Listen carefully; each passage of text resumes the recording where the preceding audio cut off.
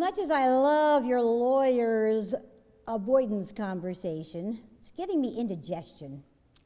Speaking of indigestion, have you heard that straws kill sea animals? Wow, great avoidance skills.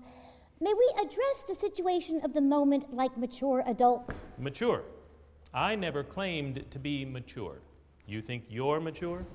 Mature enough for my age. My mother used to say that adults are just larger children with grown-up clothes and an older appearance. And our toys are bigger, more expensive, and more complicated. Now who's avoiding the conversation? I'm still embarrassed by what happened.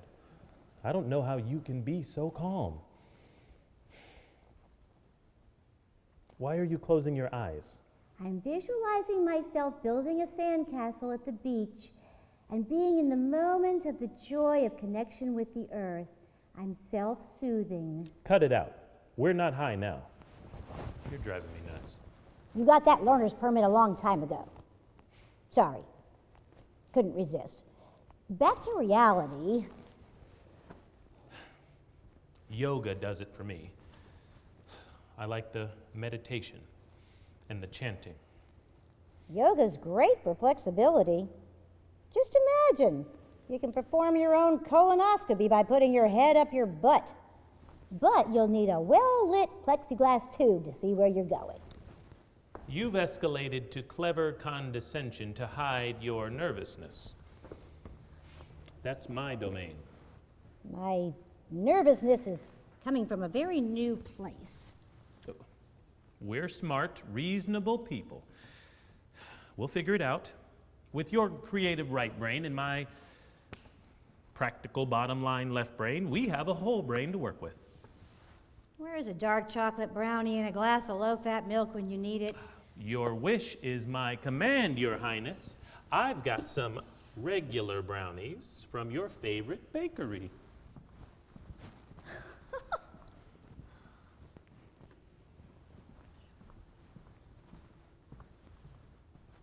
A peace offering.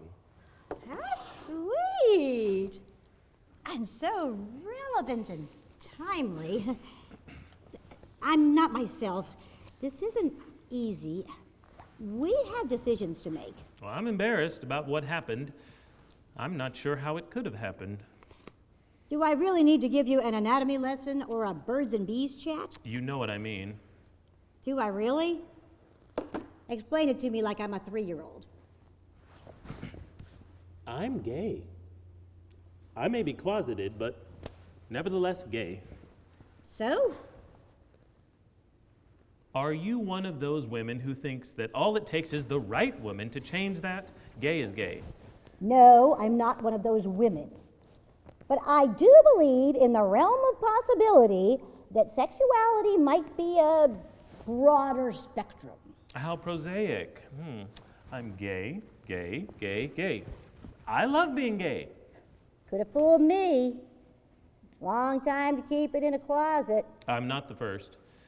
Won't be the last.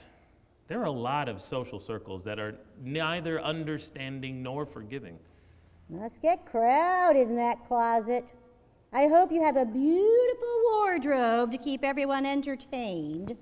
Cute. Seriously, life is full of surprises. Do you really think I expected this at my stage of life? You mean your age? Let's not go there. You're no spring chicken. My age is beside the point. Or not beside the point, depending on what we're discussing. We're talking about what happened a few weeks ago under the influence of grass-laced brownies. Yes and no. Do we have to discuss it now? Let's just get back to work and we'll talk about it another time. We need to talk about it now for several reasons. You start. How did a gay man end up involved with a woman who's relationship phobic? That's the subject. Oh, we're involved for sure. Ending up in bed is only part of it. We don't have to say that out loud. We can remain friends, work together professionally. We're grown-ups. Grown-ups. I'm so glad to hear you say that. We're going to be more than that. Now, Rachel, my goodness. You're a special woman, but gay is gay. You're going to Please don't think that one evening of a grass-high brownie would change that. I'm still not convinced that I was high. Of course. Denial seems to be an art form for you. We're going to change that. What are we talking about? I had a bun in the oven. You're cooking here? Are you testing out my new oven? I'm Prager's. What are preggers? Is that some sort of Euro pastry? I think I may have had some last week in Italy. Pregnant. That's funny. Humor to break the tension. More like stretch marks with punches from the inside, according to my gal pals. You're not kidding, are you? I mean, but you're... What? I was going to say past peak fertility. How prosaically scientific of you.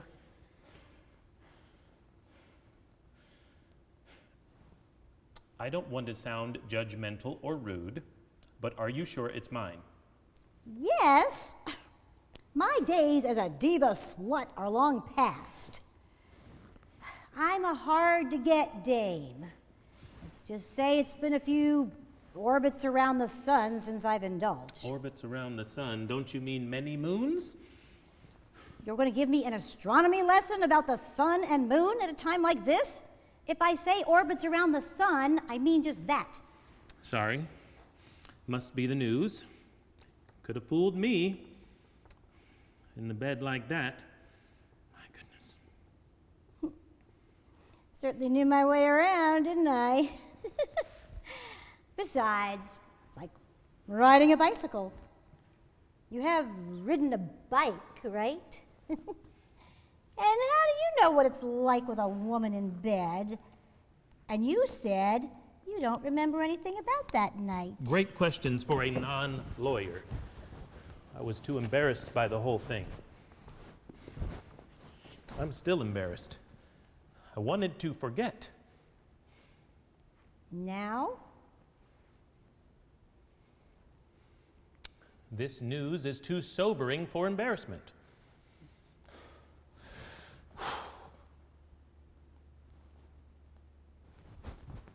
Are you okay? How do you feel? Great.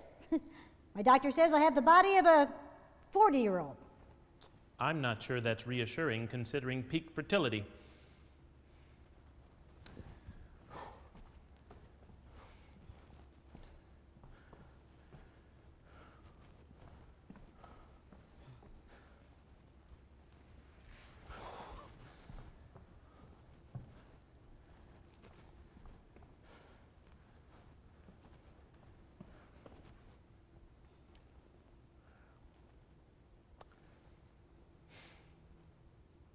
Well, how do you feel?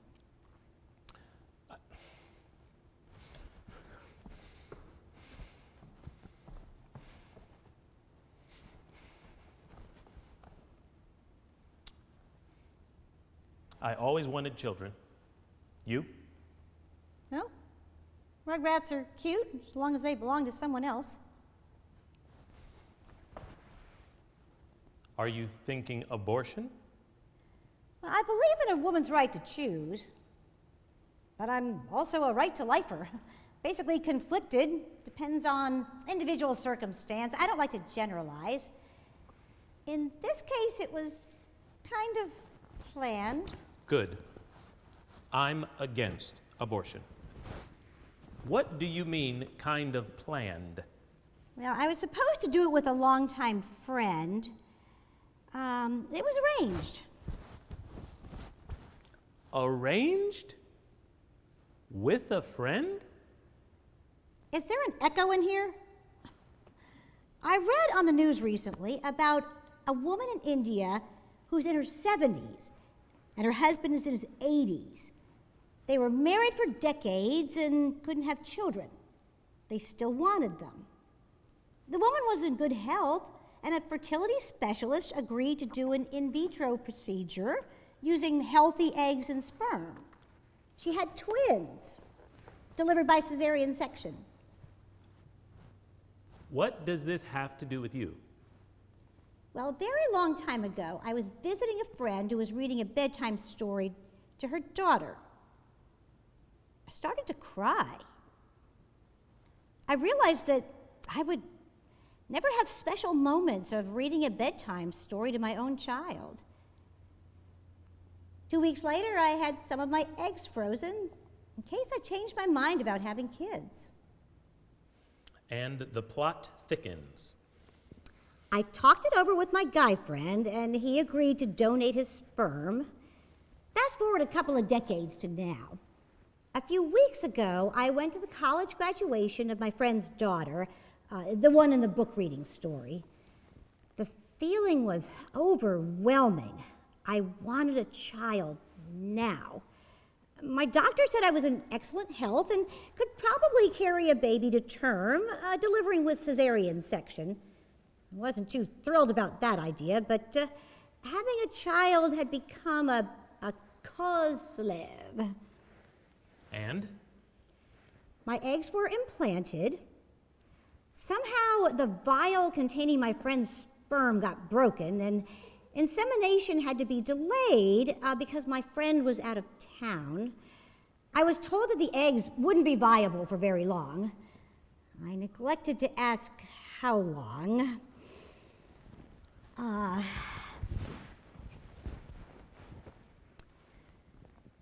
And our then- brownie yes, Graves trip was shortly it happened after. shortly after, yes. Well, And then you happened. Yeah, the grass-laced brownie happened. Evidently the eggs were still viable and liked what you had to offer.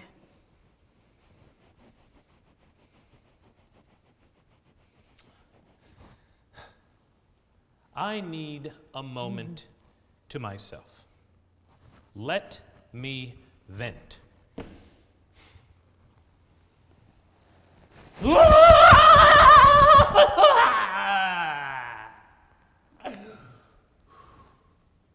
That felt good. Now I'm ready to talk. That was interesting.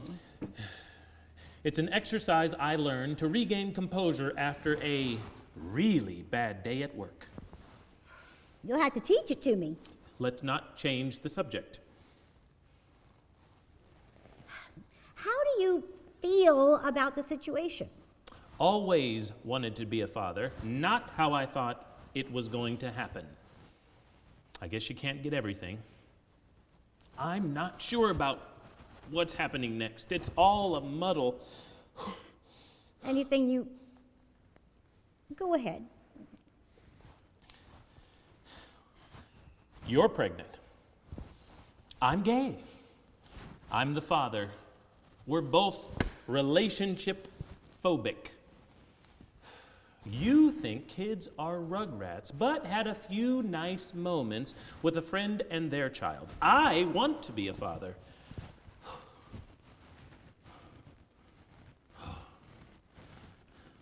I just don't know what to do.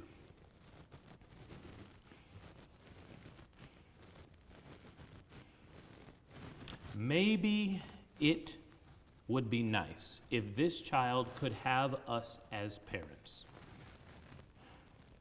no matter what our relationship is.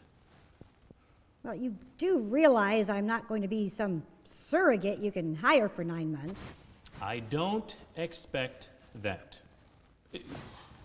You and I are both used to negotiating for a living. I'm sure we can work something out.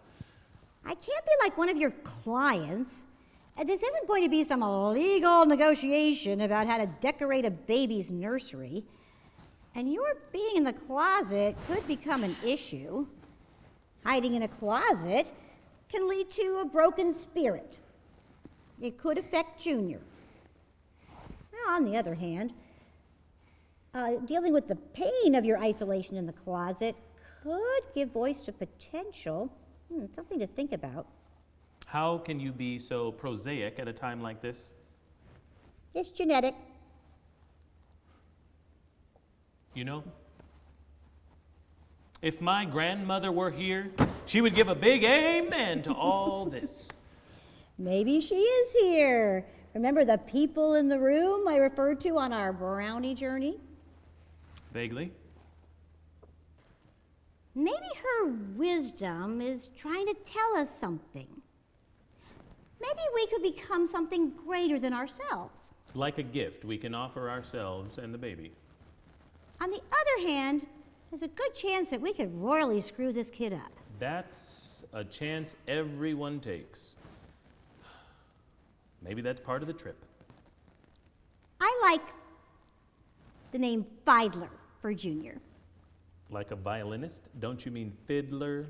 1D, not 2. Meaning, born leader with charisma and bringing joy and long eye. Fiddler. I like it. Strange, but I like it. You have such a grand way of dishing compliments. Maybe Fiddler will teach us a thing or two. Which group do you fall into? Liberal, white guilt, or white fragility? Am I missing something? After all this, how did we fly from building bridges to separatist thinking? You see me accusing you of reverse racism? You wanted us to reveal, so reveal. Might as well get it over with before Fiddler's here. Why limit the discussion to a black and white issue? You might as well add fraps: finances, religion, age, politics, and sexual orientation. We have a lot to get out before Fiddler comes. If I have my way, Fiddler will be teaching us, not us teaching all the time. You know, Fiddler will be a really strange name if it's a girl. It will make her life interesting. A built-in icebreaker, conversation starter. It'll build integrity. Do you always have to have the last word? No.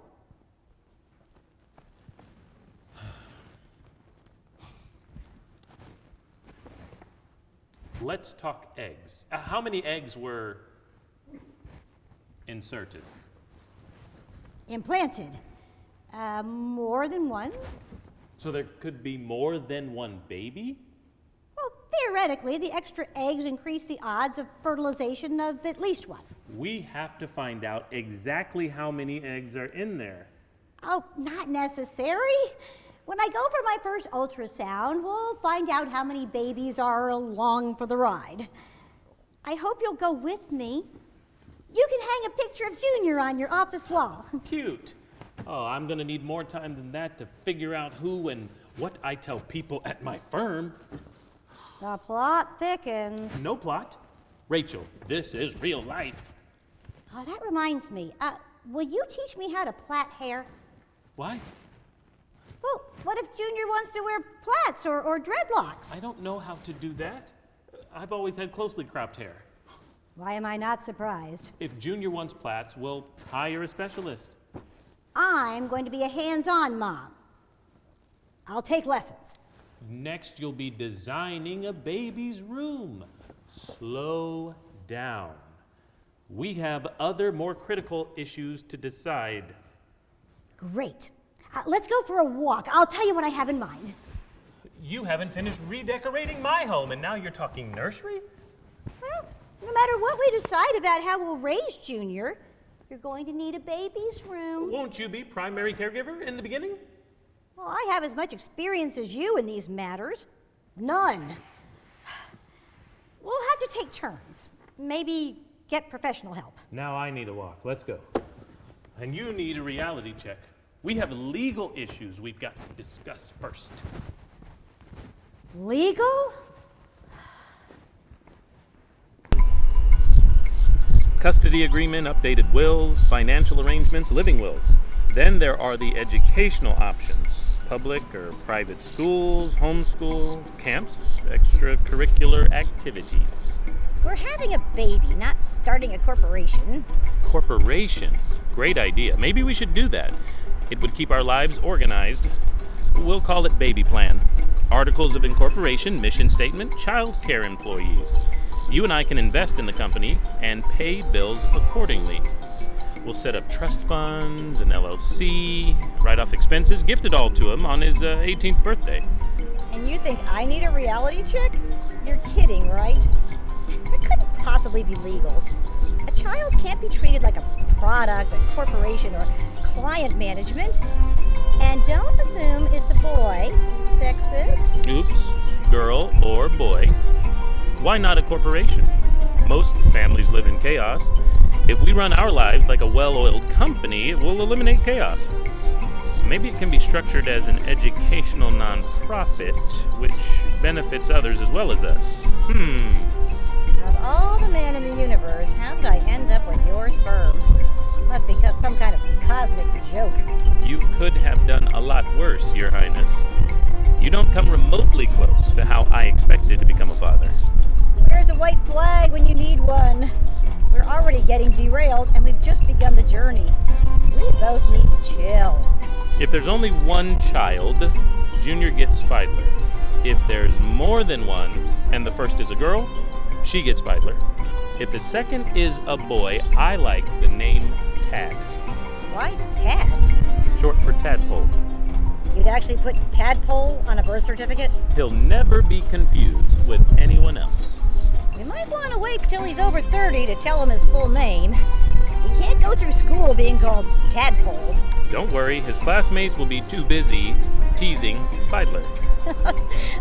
Tadpole and Fiedler. Sounds like a vaudeville act. Tad for short, and wait till he's 30.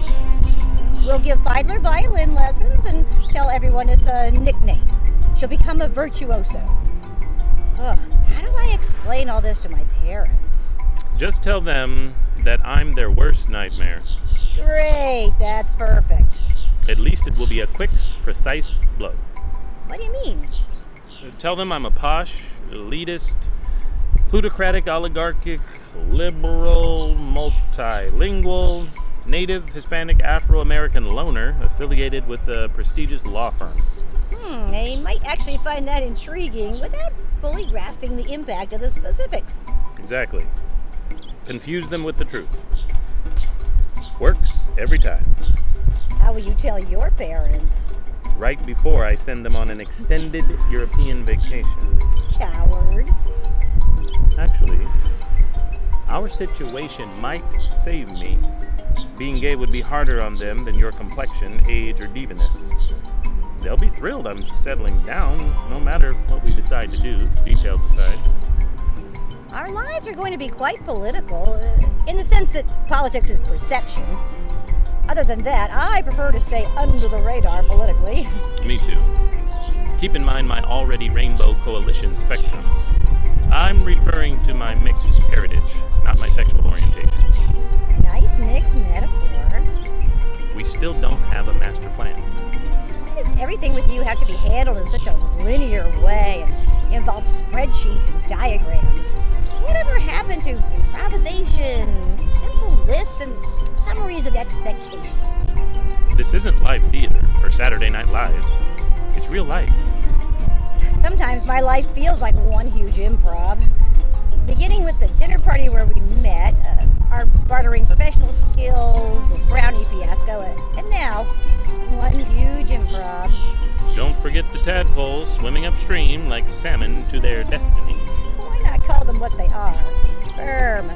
In your case, divosperm. Or more precisely, for a boy, divosperm. From the Latin, godlike. Oh, Devo would also make a good middle name for Tadpole. I'm not sure I like where you're headed with that. You're the one that wants to call Boy Jr. Tadpole. I'm just being supportive. With a hint of your impeccable sardonic wit. You know you secretly love it.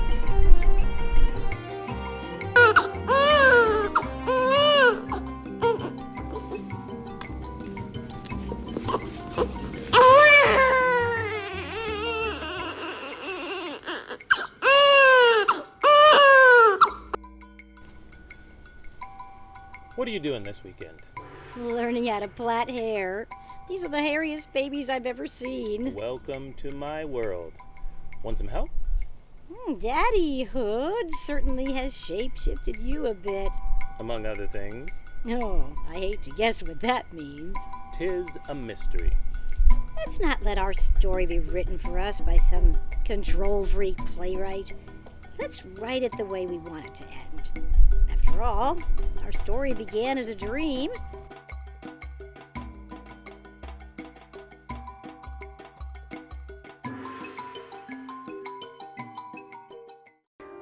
When I write a play, I visualize the space, characters, audiovisual effects, and action at the same time.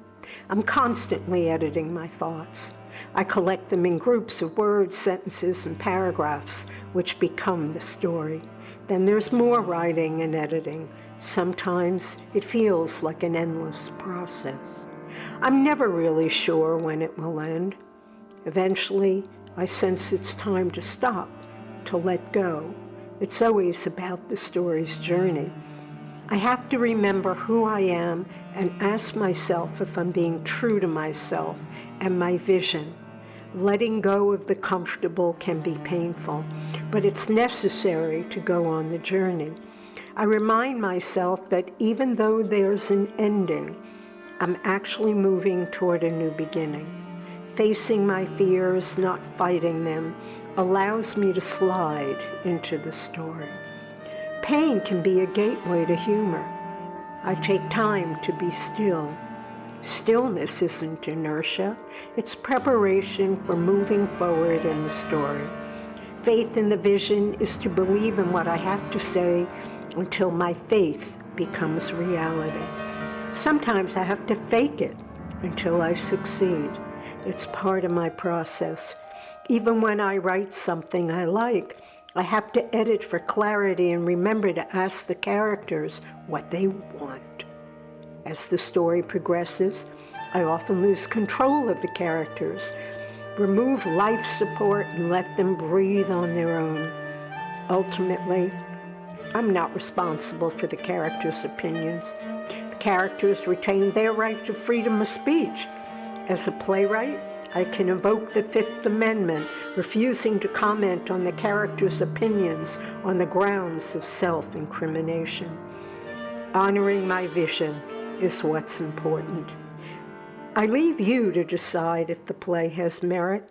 Meanwhile, I await a call from Barbra Streisand in Idris Elba, unless I run into Streisand in a parking lot. I need to go to the grocery store and get some comfort food.